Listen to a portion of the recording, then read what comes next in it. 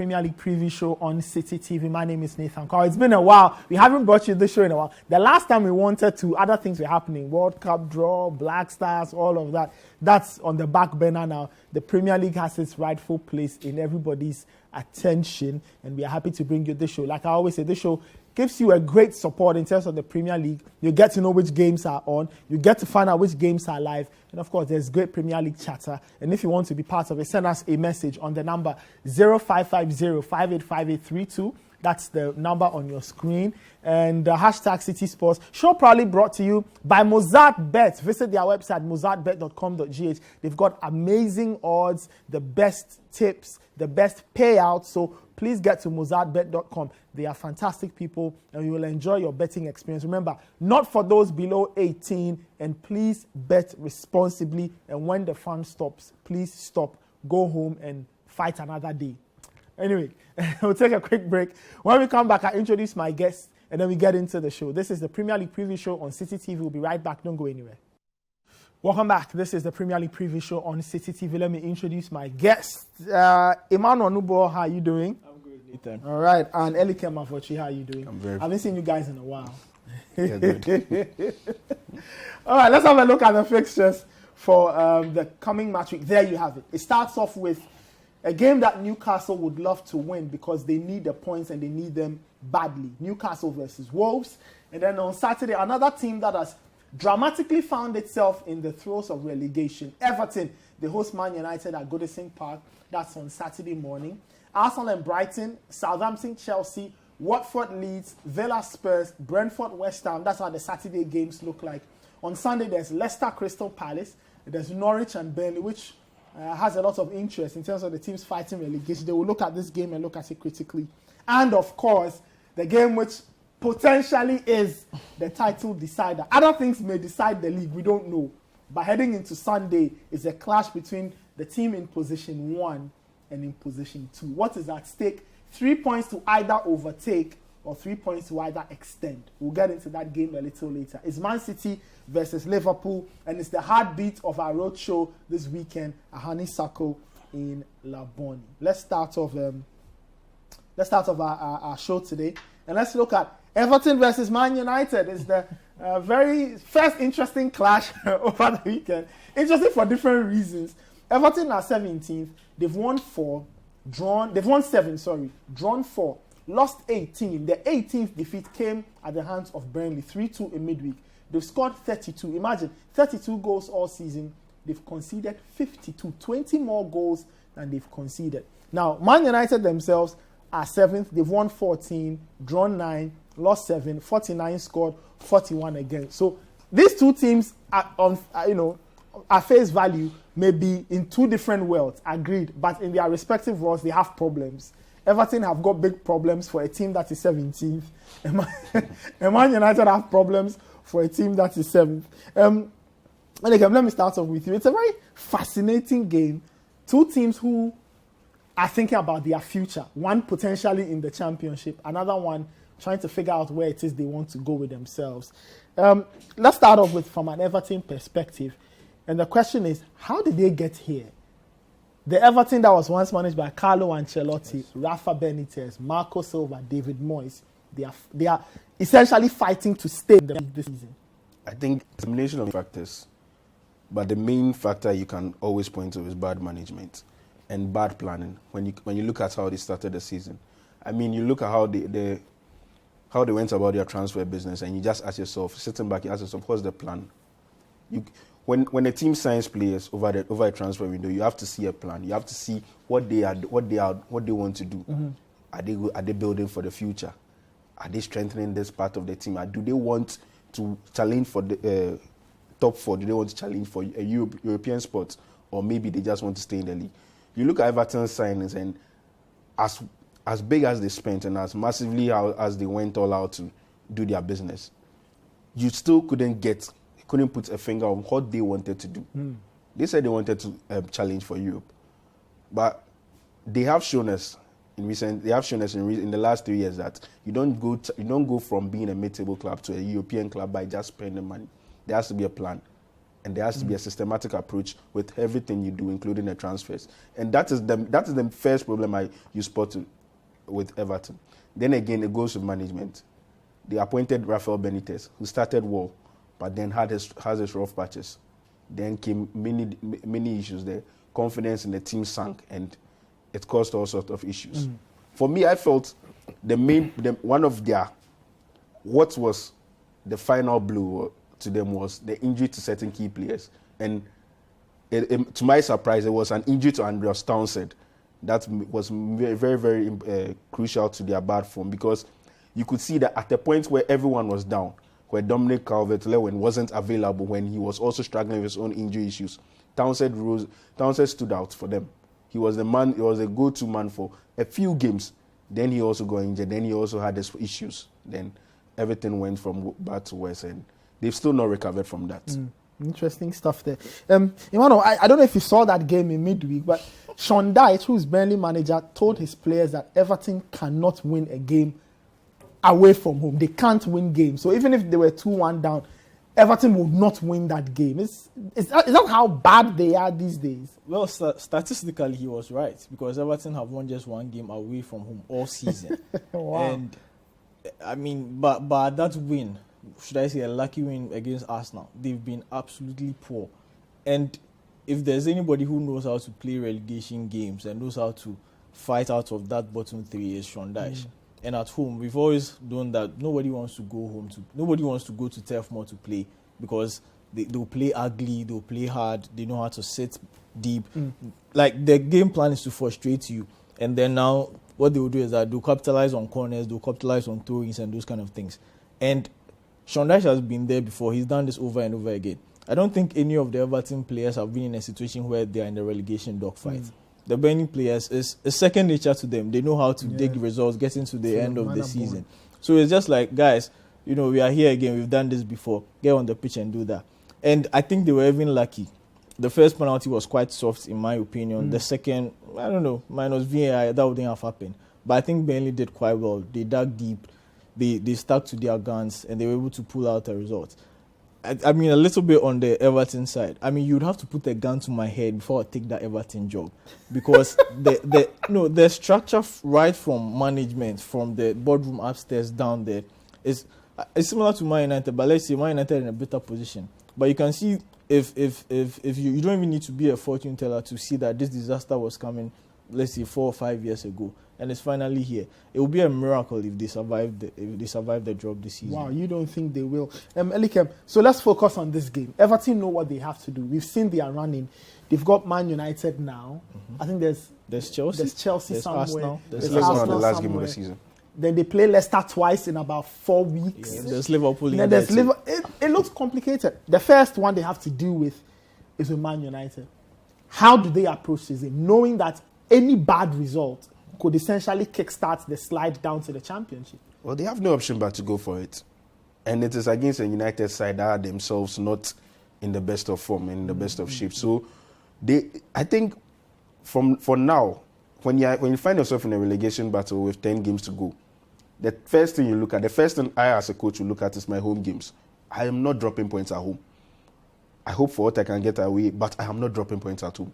So with this game, they don't need motivation for this game, actually. Okay. It is a home game against Manchester United, who are there to be taken. So they should. They have absolutely no option but to go for it. Interesting. Yeah. Emmanuel, from a United perspective, what should be their plan? They also have their own stories. Every day there's something about Man United. Yeah. The latest is that it looks like they may be settling for Eric Ten Hag, all of that. But on the pitch, they've only won 1 in 6. Well, I think Ronaldo has been declared fit to play, so I think that will be quite welcome news to United. And I do think this Everton team is there to be torn apart and beaten handsomely. Because shouldn't United be afraid I don't think of a team that wants to fight and survive? Well, Everton don't look like a team that has the will to fight. Judging by their record, they've been, I don't know which other word goes beyond poor. They've been that poor. So I think United will come into this game in a better position. Yes, we will question Ragnick's tactics and all those things, but if you go on the pitch, player for player. If you look at that, the lineup that Everton put out versus Burnley, who in that team can any of those young lads look to like, okay, no, this guy has won something. This guy has some, like he has a track record. Apart from the coach, of course, who had a fantastic playing career, but coaching-wise, he hasn't proven much. Exactly. There are no leaders in that team. There are no leaders in there who can galvanize the players and say, guys, we are not going down. We go for war. We are not going down at any cost. I don't see any player in that team, from the goalkeeper right to the striker. There's no one in that team who can rally the boys or rally the troops and go out to prove anything. And United, with Cristiano Ronaldo coming back, he's their highest goal scorer. He's their most creative force. And United have the games where Ronaldo has not played, they have struggled. We saw against Leicester. We didn't even know what was going on. Pogba and Bruno Fernandes were the highest men when they are supposed to be creating for the striker. So once you put a focal point in there where Fernandes and Pogba can feed him, I think this Everton team will be torn apart. If United win by less than 2 or 3 goals, I would be very surprised. Interesting. We'll see how that one goes. Everton v Man United is on Saturday at 11:30. This game excites me just because of the problems each team has and the fact that Everton are looking at this and they could potentially be a championship. It's not unbelievable. I cannot believe this. It's kind of surprising. I actually didn't realize how bad they were until I looked at the table and I realized. At first I was like, oh, they'll escape. But then I looked at the table. I looked at the point difference between they and those behind them. Then I looked at their fixtures and I was like, I got the same shock. Yes, this is a possibility. I got that shock a few weeks ago. I just looked at the table and I said, Everton? What are they doing here? What are they doing here? 17th. Wow, Everton. What worries me the most for them is they don't have a manager who has done it before. They don't have a manager who knows how to deal with this kind of situations. Yes. If they have someone like Big Sam, you can tell Frank Lampard is feeling the heat, is pointing fingers at everybody. I think there's one thing that we have to point out, and it looked like Lampard was not prepared to take this job, and it's clearly obvious. You can see the coaches who came in, let's say as stopgap coaches or whatever, they had a clear plan. You'd see that they had studied the games and trends of the team before they took the job. So once they took the job, you could see some impact. You can even go to Eddie Howe at Newcastle. We've seen the resurgence Newcastle have been under. But if you look at Lampard, you go to a team where their spine is actually out. The striker is not there. He's been struggling with injury. Allen, who is more or less their pivot in midfield, has been struggling with injury too. The back is nothing to write home about apart from the goalkeeper. And then you go and bring in 2 attacking players. One who hasn't played any proper football in the last 2 years, and one who is kind of less struggling to adapt to the English Premier League. So it clearly means that you don't know what you are doing. Because if I was a coach and I took that job, I'd want to get a centre-back who can show up the defence and someone who can get you more goals. Seeing that Demarai Gray has been out of form and Andros Townsend too is injured and Calvert has been struggling. So he wasn't prepared for this job, and I think he goes down because I think Burnley are a point below them. Yeah, and Burnley, do they have? I think Burnley have a softer. This is their season. This is Burnley's season. No matter the fixture, they always find a way. Yeah, they have a softer fixture. I would want them to go down. All right, we'll see. Personally, this will sound crazy. Personally, I wish Everton would go down, but that's a story for as a Liverpool fan. Let's talk about Arsenal. They take on Brighton. Arsenal themselves. It was a very horrible experience at Crystal Palace. But of course, Arsenal have had issues with Palace. Arsenal are 5th at the moment. They still do have top 4 in their hands. It's theirs to give away. They've won 17, drawn 3, lost 9, 44 scored, 34 considered. If you flip the script, they've got Brighton, who are 13th. They've won 7, drawn 13, lost 10. And we look at Brighton, we can tell that they don't know how to close games. They are even struggling for goals. They scored 26 and conceded 36. Eli Kema, I guess it's a simple mission. Arsenal need to find a response to what happened on Monday. Not just a response, a huge one as a matter of fact, because what happened on Monday is something that should be pushed, should be swept, and it's something that should be put behind the team, and it's something that should be forgotten after tomorrow, because you see, this is a very tricky period for us now because they are used to having their season go away in 2 weeks. For some period of years, they were used to having their season go away in 2 weeks. Yeah.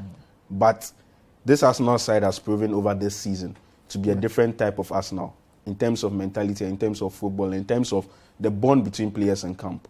So you look at this, and as this Palace result proves to be another test for them, you look at the next fixture as a good opportunity to see how this team will respond to it, and that is the only thing everyone will be looking for. Everyone related to Arsenal or everyone with Arsenal's best interests at heart will be looking forward to in this game, because Brighton at home provides a very good opportunity for Arsenal to at least put 3 more points on the board and move forward in this top 4 race. Okay, all right.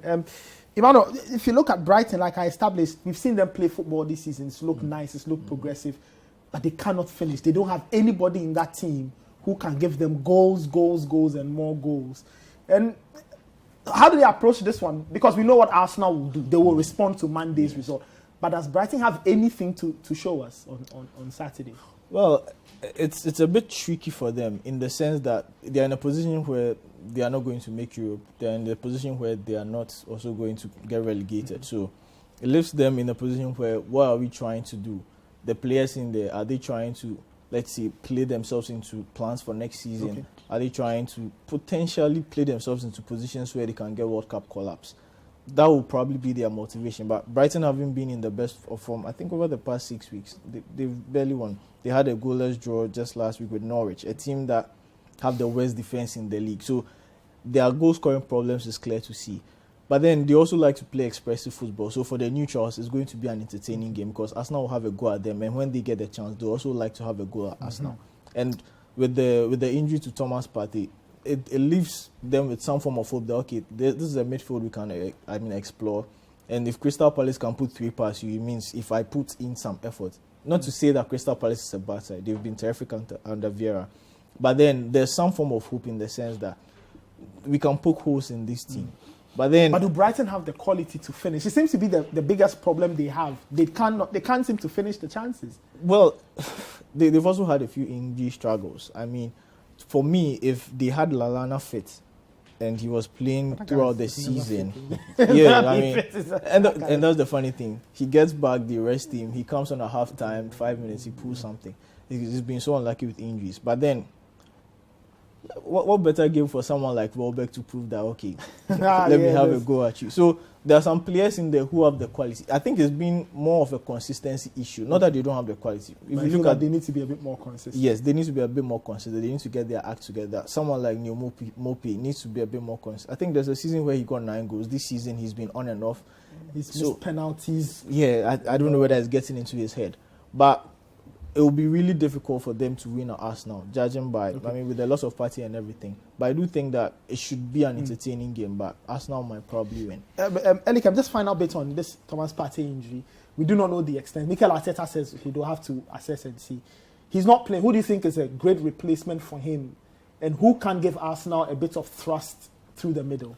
Well, the obvious replacement is Albert Sambi Lokonga, who is going to pair up with Granit Xhaka, because earlier in the season when Granit Xhaka got injured, he paired up with Thomas Partey. But the difference between the two players is Lokonga doesn't give you the steel Partey gives you in the midfield, and he isn't quite as tactically disciplined as Partey in that regard. So that's where Arsenal will miss Thomas Partey a lot. I don't know if Granit Xhaka is going to take up that role, but I believe it's going to be a tricky one for Arsenal to do it. All right, we'll see how the one plays. Arsenal play against Brighton. That game is on Saturday at the Emirates. Arsenal want to respond. They are still in the hunt for top 4. Like I said, it's their position to give away now. So they'll have to respond and see. All right, let's move it on. Let's get to the northern part of England for the biggest game. I know the biggest game of the season. The game that could potentially decide the Premier League title. Let's have a look at the tail of the tape. In terms of context, Man City are a point ahead of Liverpool. That's it. Now the roadshow is on Sunday, April 10th at Honeysuckle in Labone. We start off at midday, and we give you a nice, back in the day we used to call it curtain raiser. Calm before the storm. It's Leicester versus Palace, 2 teams who would like to open up and play. That's from about midday or so, 1 p.m. thereabout. And then the big one. It's Man City versus Liverpool, Sky Blue versus Red, Pep versus Klopp, KDB versus Mane. It should be fun. It takes me back to that game that was settled by the Leroy Sané goal and essentially handed Man City the league title. Emmanuel, I think everything both teams have played for comes down on Sunday. You've worked so hard to get to this point, and everybody knows what we are getting. City are first, Liverpool are second. City is 123, Liverpool have 122. City is drawn 4, Liverpool have drawn 6. Liverpool have lost 2, City have lost 3. And even the scoring numbers are so similar. City have scored 70, Liverpool 77. Liverpool have conceded 20. Man City have conceded 18. So it's like they are matched almost evenly. It's almost even, and this is it. This is it. Liverpool need to win this game. It doesn't get any bigger than this. I think you made reference to the 18-19 season. Yeah, the Leroy Sané game. Yeah, I mean, City won 2-1 at the Etihad, but that was played, I think, in the first week of January. So from that point, we didn't really know that would be the game that would determine who wins. And I must say, I think that was the game that had me sold on Bernardo Silva. I don't think I've seen any individual display of a player who was doing everything, I mean, he had a fantastic game at Anfield too, where he was running rings around James Milner. James Milner should have even been sent over and everything. But I think outside that, the following seasons, I mean, the next one, Liverpool was far gone, and then after that, City was far gone. So this is really the match where this is the title decider. You think it is? For me, it is. And the teams are so well matched. If you look over the past 4 years and you add up points, there's only a 1 point difference between Manchester City and Liverpool. So it shows you how far they've put each other. Both coaches have massive respect for each other and everything. But from where I look at it and from where I stand, I think Liverpool would need to win this more. Because if it goes the other way, if City win 4 points, they'll probably win the league from there. Unless maybe the Champions League or some things of that nature. Them. If Liverpool win, we know that they are going to brush through everybody else. Wow. If there's a draw, then it puts everything back in the balance. But still, Manchester City will have a stronger hold because then Liverpool would need someone to do their work for them whilst they also do their work. So for me, it's going to be very cagey. But I think for the past 4 years, this is the best Liverpool team we have ever sent. I'll have to say we. Yeah, that's fine. That's okay. This is the best Liverpool team we have ever sent to the Etihad, where the coach and even the fans do not know the best starting 11 to put out there, especially looking at the front 5 now. In the midfield, maybe the midfield picks out itself. But looking at the front 5 now, I think this is the best team that Liverpool have ever sent to the Etihad. In the events where they start 3 of them and it's not going well, they have firepower to come on and change the dynamics of the game. Where either two, they would have probably played with the same 11 and then maybe Divock Origi comes in the 85th minute. Okay. On the other side, you look at Manchester City. In Champions League, they just have a 1-goal advantage. So what would be on Pep's mind? Would he want to maybe save here a bit and then prepare for Wednesday or Tuesday? Or he would want to say, okay, I go for it and I win and then I put this behind me. It's going to be very tricky. You mentioned Liverpool need to go for this. Is that what Liverpool would have wanted? Where you go into this game knowing you have to go. I ask because some people feel that Liverpool would do a better job if, for example, if they didn't have to win this game. And then they will invite City onto them, spring the world famous counter. But now Liverpool have to go for it.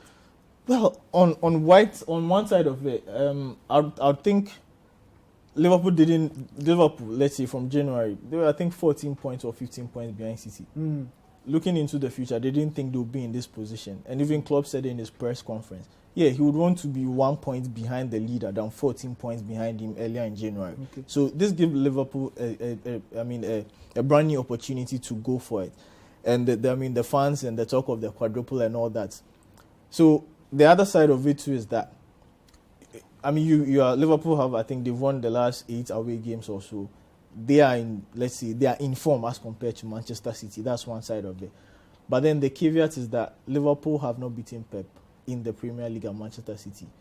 In the 4 or so games, or in the 5 games that they've had at the Etihad, their best have been 2 draws and 3 losses, with 1 5-0 defeat, the one with the money red card and all that. So it's going to be a daunting task. But then, I don't know. I think Liverpool are in a better position to beat City. And even if they decide to attack Man City. I think for both teams, they have respect for each other. But if there's any team that can go toe-to-toe with Manchester City, it has to be Liverpool and vice versa. Okay. So I do think Liverpool will go for it. Whichever starting lineup they put out there, they are not going out there to lose. They'll also be buoyed by the fact that when they won the league, there was COVID season, so they couldn't celebrate with the fans. So that would be even extra motivation in this sense to go for have a killer City and then progress to win the league. Emmanuel makes a point and says Liverpool need to attack Man City. Man City, I'm sure, would look at the table and say, okay, if we avoid defeat, it's as you were the rest of the season plays out.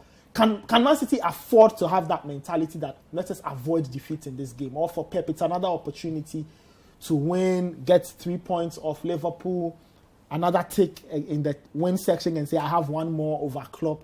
What do you think should be Man City's mindset as they go into this game? Because, like we've established, this game could potentially decide the title.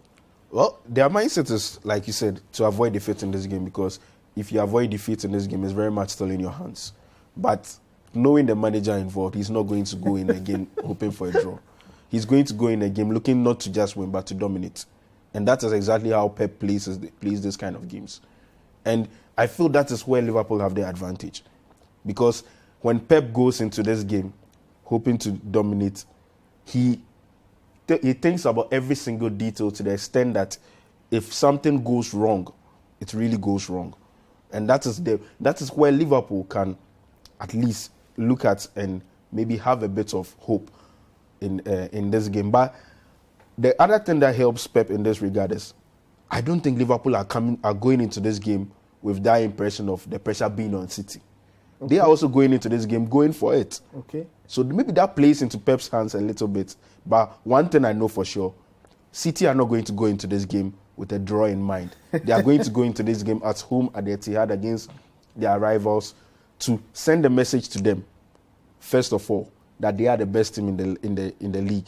Then secondly, to exert their dominance on the league, mm-hmm. And thirdly, to beat them and give them some breathing space in this title race. A few weeks ago, we saw Man City lose to Spurs, probably one of the craziest endings to any football game. Do you think Pep will think about that ending and say, if at any point in this game or in injury time, if it is 1-1, let us take that point and go home? Or you think that he will say, let's go and win this, because in winning this, we give ourselves breathing space? I think he's going to go for a win at every point in this game.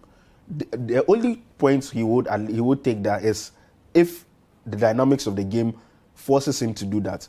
That being, Liverpool are very much on top. Everything is going wrong for him.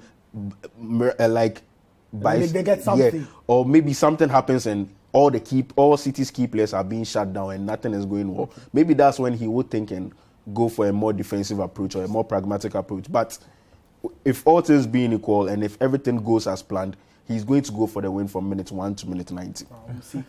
We'll see.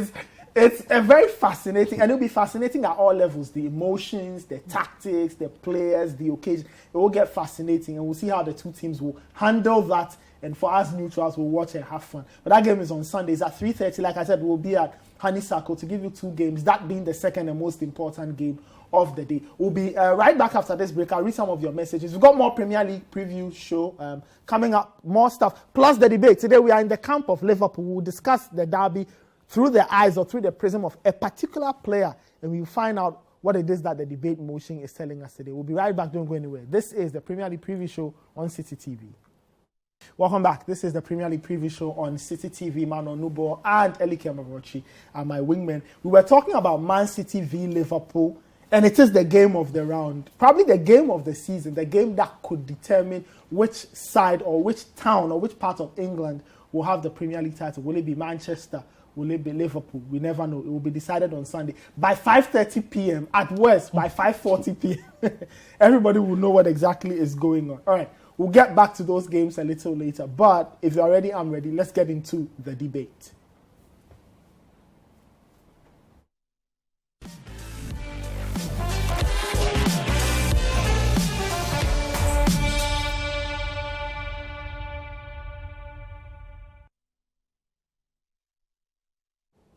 Welcome. This is the debate on the Premier League preview show. Remember, the preview show is proudly brought to you by Mozart Bet. Visit their website, betting.com.gh for the best odds, the biggest payouts, and all the fun stuff that has to do with betting. If you're a betting fan, Mozart Bet should be your very good friend. Bet responsibly, not for those below 18. All right, let's get into the motion for the day. Like I said, we are in the Liverpool camp.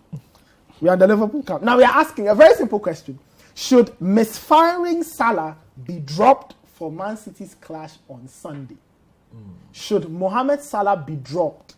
He's not been scoring. He's not been hot ever since the qualifiers and all of that. So we're asking, should he be dropped in Sunday's game? Now, a bit of context. Now, he scored just once in his last 7 in all competitions. He hasn't scored in his last 7, and he has 0 assists. So Salah essentially has played about 630 minutes minimum, no goals, no assists, and Liverpool are probably one day away from the most important game of the season, guys. Emmanuel, let me start off with you. Should Mo Salah be dropped? No. Why not? He hasn't scored in 7. No. Salah starts. I think among the front 3, if I was to pick up a team, Salah will be constant. Okay. There's the other 2 that you'd have to vary. Okay, so Salah who and who? Personally, for me, I think I'll go with Salah, Mane, and Diaz. Salah, Mane, based on Diaz. form, based on consistency. Mane through the middle has 5 goals in 6 games, and you know what Diaz can do if you give him space to run in behind. I mean, then it's a bit conflicting because you'd also look at it and say, I want to go with the old guy, that's Firmino, Mane, Salah, who've done this before, they've been in this atmosphere before. But personally, I would go with Diaz and Mane. So let's focus on Salah. You say he plays. Why? He starts. Now, he has the most goals, and I don't know if anybody has more assists, but he's only one of 3 players across the top 5 leagues in Europe who has 10 plus goals and 10 plus assists. That is one. Number 2, he's the top goal scoring player in the EPL. I think the gap between him and the second person is about 6 goals or so. Number 3, in 12 games against Citi in all competitions, he has scored 7 goals. Okay. So that's a little close to almost maybe half or a little over a goal per game. So then if you look at those stats, and arguably in 3 months ago we were saying he's the best player in the world. There was an argument that argument could still be made despite this stats that was put up there. But then if he ever needed a game to bounce back from all that disappointment from the AFCON and the World Cup qualifiers, this is it. From the highlights, we saw what he did at Anfield, where he mesmerized one of the best defense in the league.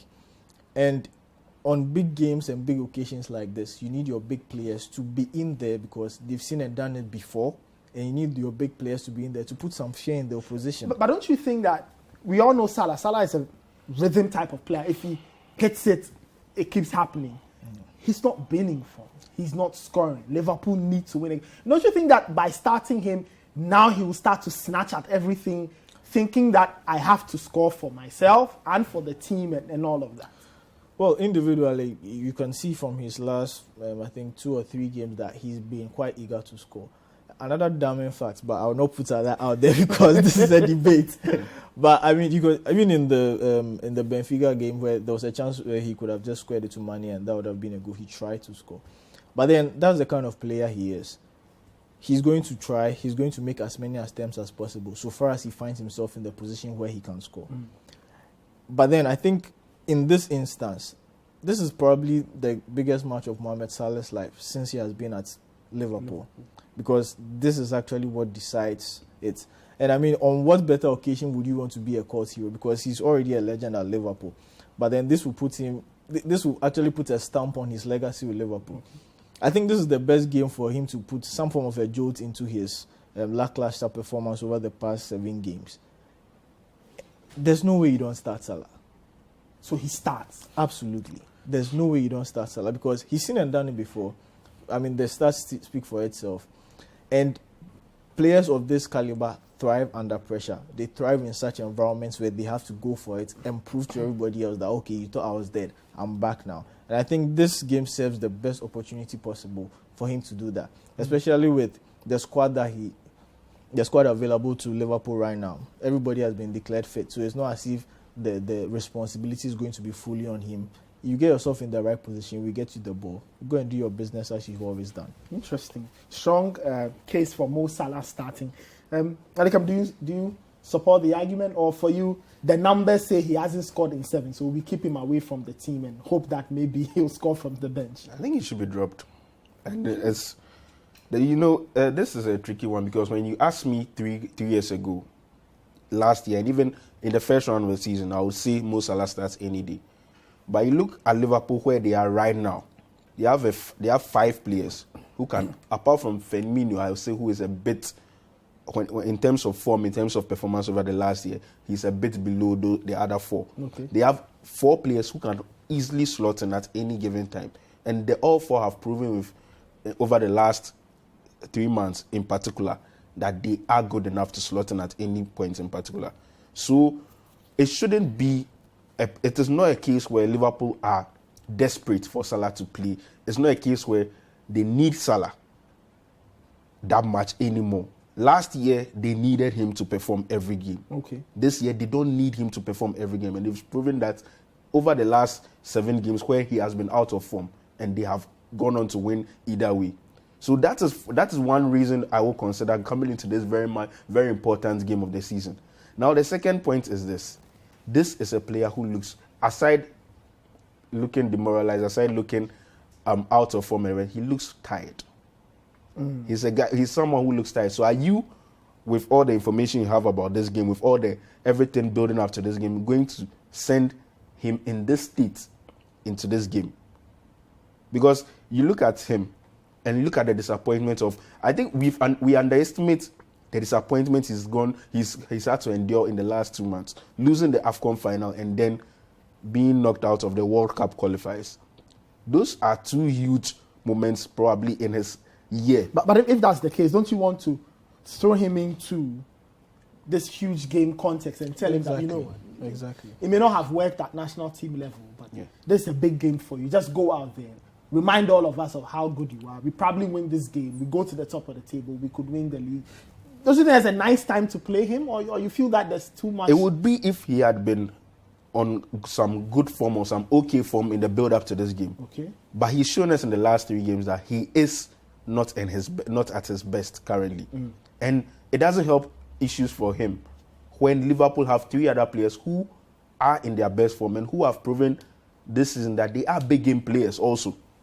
Okay. Mane, Diaz, Jota have proven this game. They have all given good performances in big games in the last 3 months. If you and this is that a front 3 you would go with? I would go with that. Jota, yeah, Jota through the middle, Mane and Diaz either side of him. Wow, that's a bold one.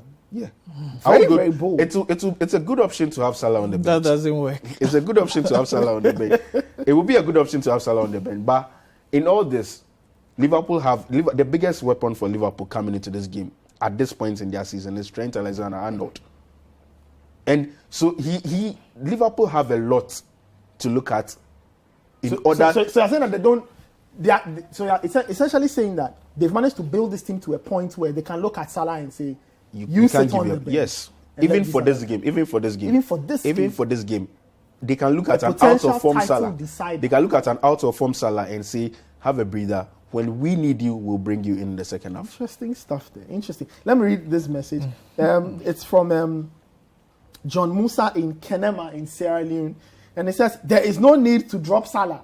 I agree with him. That's quite clear. So in conclusion, Alikam, you make the numbers argument and the form argument. Yeah. Salah is not in form. Yeah.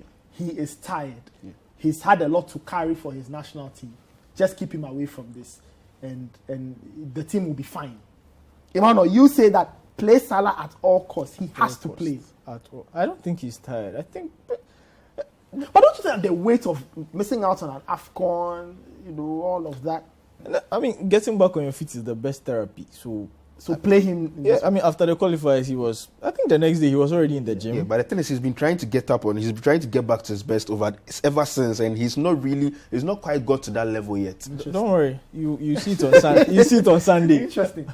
All right. Anyway, interesting arguments the guys have made. Wherever you are, you can continue the debate. Should Salah play? Should he not play? Should he start? I don't know what you think, but just let us know. More messages are welcome on the number 0550-585832. This is the Premier League preview show. We'll take another break. When we come back, We'll get into some FPL. I'll go through some messages and then we'll wrap it all up. You're still watching Citi TV. Premier League preview show is on. We'll be right back. Don't go anywhere. Welcome back. This is the Premier League preview show on Citi TV. Let me go through just a couple of your messages. Emmanuel from Tema Community 5 is asking what the extent of Partey's injury is. Elikem. So we do not know how long he'll be out for. He's out for the rest of the season. For the rest of the season? Wow. Yes. Wow. That's serious. Essentially. That's serious. There's a bit of hope that he might come for the last 2 games of the season, but you don't think in Arsenal terms, he's out for the season. So essentially, that could mean he could probably be out for a bit of the AFCON qualifiers. That is, the AFCON qualifiers are starting in the middle of the year. Yeah. And preps for the World Cup. And by the time the World Cup comes the thing with Partey's injury is an injury that has happened to him before at the same spot. Okay. So that's the dangerous part of it. That's the dangerous part. Evans, who's watching us from Sunyani, says Liverpool 2, Man City 0. And this one says, did I hear one pundit saying Liverpool was on form? Are we behaving like we don't know what City can do? Well, we'll see. All of that will be revealed on Sunday. All right, let's get into the point of learning. If you are trying to sort your team out, this is the segment you need to listen to and observe critically because it's time for the FPL zone.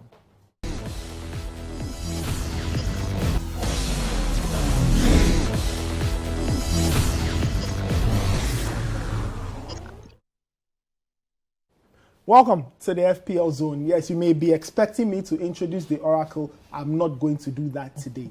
It's not like the Oracle he's working, but he's sorting out some other issues. So he's handed me the good news to share it with everybody. So today we won't waste time. Just 2 quick things. One, you need to bring in Jack Harrison. Now, Leeds United, I think we can have a look at his numbers there, Jack Harrison. Leeds United, they've been trying to fight off relegation. Under Jesse March, they've looked fine. They've looked okay. They've been doing all these fairy tale comeback wins, all of that. But they recently did a number on Wolves, and I think it's probably the best comeback of the season. Yeah. So Jack Harrison is important. Does anybody do you have Jack Harrison? I don't have. Do you have plans him of bringing actually? him? You do? I'll bring him. All right. So it looks like Emmanuel has already read the memo. He's bringing in Jack Harrison. Who are Leeds playing? Leeds are taking on. I'm trying to remember my fixture list. We'll get to that in a second. Yeah. So Jack Harrison, please bring him in. He could be a very, very good addition. Rafinha seems to be off form. Harrison seems to have found a bit of his form. And if it works out, great. I just pray Rafinha does get into some good form because I have him in my team. The other tip for this weekend has to do with the Man City-Liverpool game. We were discussing Mo Salah. Well, the Oracle, when he was leaving, he highlighted this particular note and he says, read this one. So I'll read it. He says, sell Mo Salah. Sell Mo. If you have Mo Salah, kick him out and bring in Son Heung-min. I know. Very unpopular choice, but Mo Salah hasn't scored in his last 7. He hasn't even registered an assist.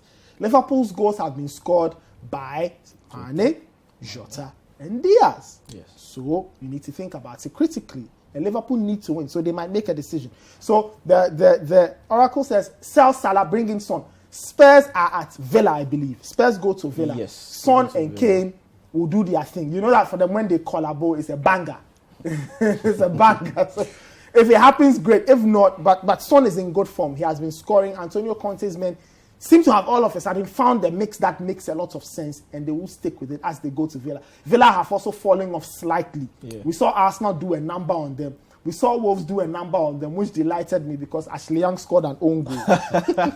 Many years, he's still vindicating my point. So that's the point. Jack Harrison and sell Salah for Son. So are you keeping Salah?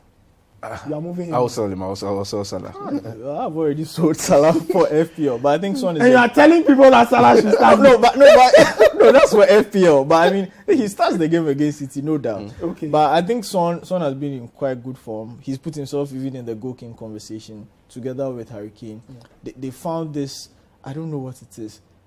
It's like they are Siamese twins now, where Kane can close his eyes and know where to find Son, and it's been really working with them. I was watching Spurs' last game with a colleague, and he made a point that, look, maybe in a few years, Kane might become this consummate number 10 or like a proper midfielder who, I don't know how I think that he'll do a better job probably linking up play. When Rooney was great as a midfielder, but I don't know what you think. I think for me, I think I read somewhere, I heard somewhere in a podcast or something that actually in the under 19s and 18s, he used to play as a 10. So he's had that knack. But this season, he's really put it on another level.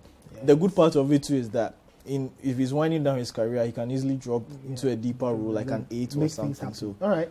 So you've moved Salah on. Yeah. I've moved Salah on. I'm bringing in, and this is a free advice to I'm bringing Bukayo Saka, especially for this Arsenal game against Brighton at home. If you watch Arsenal and the way they play, if Arsenal is going to score a goal, if they are going to do anything on attack, it's always through Saka's side. Interesting. We'll see. A few more messages. This one says Salah will start because of the psychology it gives the team. Okay. Osman says there is no need to drop Salah. He should start. We'll see. Bra Ethics. What's her name? Bra Ethics. Says, regardless of Salah's current form, I don't think it will be wise for Klopp to compromise by benching. Well, the Oracle says sell Salah and bring Son. That's the story, and we are sticking with it on the FPL zone. We'll be right back just after this. We need to have a look at the fixtures, or should we? Okay, I think we should stay on. Let's have a look at the fixtures once again before we leave. I'll try and eke out some predictions from the guys here. Fixtures, okay, there we have our fixtures. Newcastle and Wolves. I like this. This game looks like a fun game. Who's winning that one? Wolves win for me. Wolves away win. Newcastle win. Home win. Newcastle win. They've lost 3 on the trot without you. Newcastle win at home. They are at this point where they need to just secure their stay in the league, and this is where they do it. Okay, guys. The first interesting game of the season: Everton Man United. United win. United win over 2.5. Over 2.5.